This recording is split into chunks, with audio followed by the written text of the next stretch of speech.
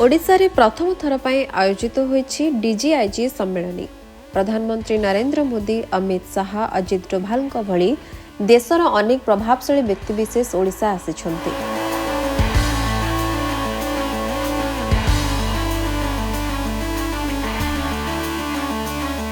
सबु देशरू व्यक्तिविशेष आसिछन्ति भुवनेश्वर। अतिथि को स्वागत पाई राजधानी भुवनेश्वर भी केउंथरे उणा करनी।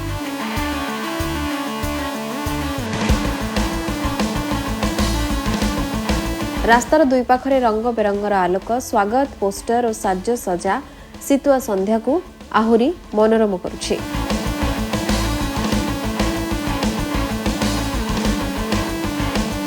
प्रधानमंत्री कारकेट सांग को माळमाळ नालीपति गाड़ी सहरर बेग को बहुगुणित कर दैछि।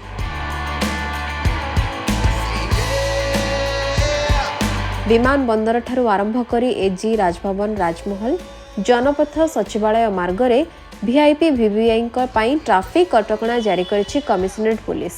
एथिपाई साधारण जनता किछिटा असुविधारे पड़ी असंतोष प्रकाश करुछन्ति। तथापि एपरि एक उच्चस्तरीय सम्मेलन हेउथबारु गर्व अनुभव हेउछि।